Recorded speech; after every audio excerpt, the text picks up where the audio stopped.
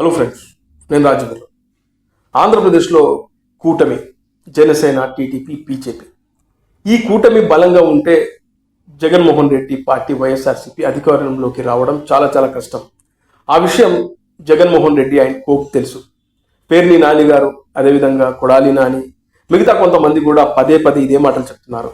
కూటమి ఉన్నంత కాలం జగన్మోహన్ రెడ్డి అధికారంలోకి రావడం కష్టమని వాళ్ళు క్లియర్గా చెప్తున్నారు. వాళ్ళకు కూడా అర్థమైపోయింది, జగన్మోహన్ రెడ్డి గారికి కూడా అర్థమైంది.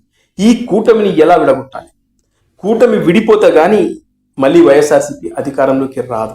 మరి ఏం చేద్దాం, ఎలా చేద్దాం అంటూ వాళ్ళ మెదళ్లకు పని చెప్తా ఉన్నారు. రకరకాల వ్యూహాలు రచిస్తూ ఉన్నారు. కానీ ఇక్కడ వైఎస్ఆర్సీపీ వ్యూహాలకు పని చెప్పకుండానే ఈ కూటమి విడిపోగొట్టడానికి కొన్ని శక్తులు పనిచేస్తున్నాయి. అవి ఎక్కడో లేవు, టీడీపీ పార్టీలోనే ఉన్నాయనేది బహిరంగ రహస్యమే. జనసేన పార్టీకి సంబంధించిన ఎమ్మెల్యేలు ఉన్న చోట టీడీపీకి సంబంధించినటువంటి కార్యకర్తలను, నాయకుల్ని, అదేవిధంగా వాళ్ళ ఇన్ఛార్జీలను కలుపుకొని వెళ్తున్నారు. అదే టీడీపీ ఎమ్మెల్యేలు ఉన్న చోట జనసేన పార్టీకి సంబంధించిన కార్యకర్తలను, నాయకుల్ని, ఇన్ఛార్జీలను పక్కన పెట్టి సొంతంగా వాళ్ళ పనులు చూసుకుంటున్నారు. ఇక్కడ జనసేన పార్టీని పట్టించుకోవట్లేదనే విషయం Janasena party MLA, Tadepalligudem MLA Bolisetti Srinivas గారు ప్రెస్ ముందుకు వచ్చి చెప్పారు. ఇక్కడ మమ్మల్ని ద్వితీయ శ్రేణి నాయకులుగా చూస్తున్నారు, జనసేన పార్టీని అస్సలు పట్టించుకోవట్లేదు. నియోజకవర్గాల్లో టీడీపీ ఎమ్మెల్యేలు ఉన్న చోట జనసేన పార్టీకి సంబంధించిన క్యాడర్ని కానీ, నాయకత్వాన్ని కానీ, ఇన్ఛార్జీలకు కానీ పట్టించుకునే పరిస్థితి లేదు. అదే మేమున్న చోట, మా ఎమ్మెల్యేలు ఉన్న చోట మేము టీడీపీ వాళ్ళను కలుపుకొని వెళ్తున్నామని చెప్పి ఆయన బహిరంగంగానే కుండబద్దలు కొట్టాడు. ఇలాగే వెళ్తే అది కూటమికి నష్టం జరుగుతుంది అని చెప్పి ఆయన బహిరంగంగా చెప్పడం జరిగింది. ఇదే విషయాన్ని మొన్న ఎమ్మెల్యేల మీటింగ్లో పవన్ కళ్యాణ్ గారి దృష్టికి తీసుకెళ్ళినట్లు కూడా ఆయన చెప్పాడు.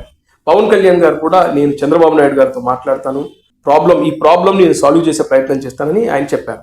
ఈ విషయం కూడా గతంలో 6 నెలల కిందట కూడా పవన్ కళ్యాణ్ గారి దృష్టికి వెళ్ళింది. అప్పుడు కూడా పవన్ కళ్యాణ్ గారు ఇదే మాట చెప్పారు. అయినా కూడా పరిస్థితుల్లో ఎలాంటి మార్పు లేదు, ఎలాంటి మార్పు రాలేదు. ఇప్పటికీ టీడీపీ ఎమ్మెల్యేలు ఉన్న చోట జనసేన పార్టీకి సంబంధించినటువంటి కార్యకర్తల, నాయకులు పట్టించుకోవట్లేదని సోషల్ మీడియాలో వాళ్ళు పోస్టుల మీద పోస్టులు పెడతా ఉన్నారు. ఇది కూటమి ధర్మానికి విరుద్ధం. కూటమి అధికారంలోకి వచ్చిన తర్వాత ఇరు పార్టీలు కలిసిమెలిసిగా పనిచేసుకుంటూ పోతూనే, బీజేపీని కూడా కలుపుకొని పోతూనే ఇక్కడ అభివృద్ధి కార్యక్రమాలు జరుగుతాయి. అంతేగాని ఎవరికి వాళ్ళు యమునా తీరంటే మళ్ళీ వైఎస్ఆర్సీపీ సందులో సడమియాగా ఎంటర్ అయ్యే అవకాశాలు ఉన్నాయి. ఇప్పటికే వాళ్ళు ఎక్కడ విడిపోతారని ఎదురు చూస్తున్న సమయంలో అనవసరంగా వాళ్ళకు ఒక అవకాశం ఇచ్చిన వాళ్ళు మీరు అవుతున్నారా లేదా అనే విషయాన్ని వాళ్ళు టీడీపీ వాళ్ళు గమనిస్తే బాగుంటుంది అని చెప్పేసి జనసేన పార్టీకి సంబంధించిన ఎమ్మెల్యేలు పవన్ కళ్యాణ్ గారి దృష్టికి తీసుకెళ్లారు. అదే విషయాన్ని వాళ్ళు బయట చెప్తున్నారు. మరి ఇంత జరుగుతున్నా కూడా టీడీపీ అధిష్టానం మరి ఎందుకు పట్టించుకోవట్లేదు? 15 సంవత్సరాలు పొత్తుండాలి, ఆంధ్రప్రదేశ్ అభివృద్ధిలోకి రావాలంటే కూటమి బలంగా ఉండాలని పదే పదే చెప్పేటువంటి చంద్రబాబు నాయుడు గారు మరి ఎందుకు ఈ విషయంలో సీరియస్గా తీసుకోవట్లేదు అనే విషయం జనసేన పార్టీకి సంబంధించిన ఎమ్మెల్యేలు చెప్తున్నమాట. ఇది నిజమే.